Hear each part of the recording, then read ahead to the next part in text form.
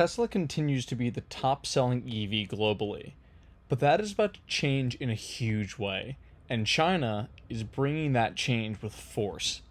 Let me explain. Above all else in the manufacturing space, the Chinese government has been putting an insane amount of money and incentives towards manufacturing of electric vehicles, both for domestic and international sales. This has immediately threatened Tesla's position in China especially, as a few years ago when Giga Shanghai was created, the Chinese government was all for Tesla's expansion within the country. Now, that narrative has greatly shifted, that their manufacturers like BYD and Xiaomi have really ramped up their capability in the electric space. They no longer want Tesla selling, they want their car selling. And of course, with this, all of the general tariffs and other things that governments do to stop foreign sales are being implemented against Tesla.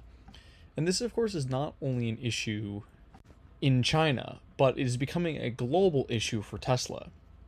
The reason for this is in Europe and many other Asian countries besides China, BYD is becoming a force to be reckoned with.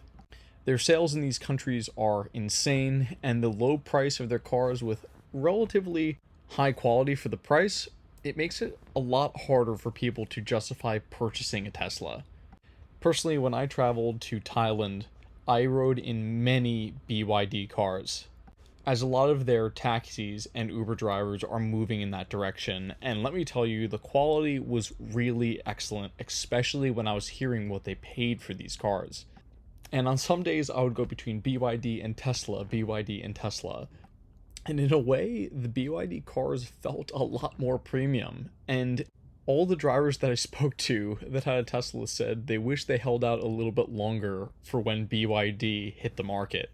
Another big issue has been Tesla existing in this luxury market, but failing to provide that luxury experience to customers.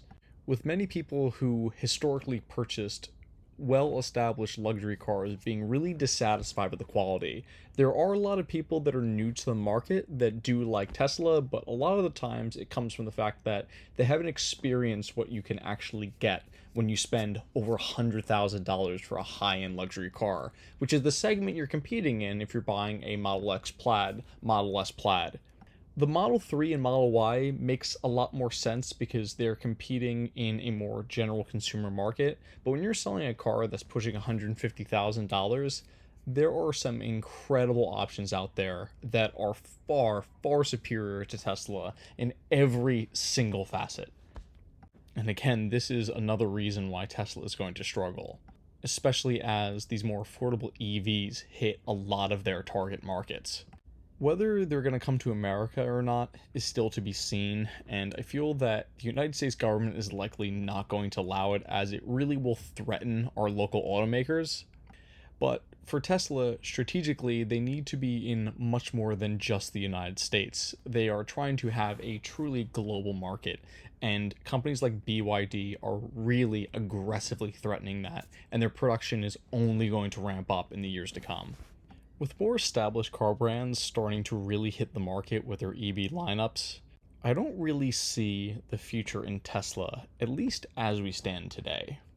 Maybe I'm wrong and they're going to find more and more competitive edge, but when we exist in a world where just being an electric car maker is no longer a standout feature, I think it's going to be much harder to provide a value proposition in the future.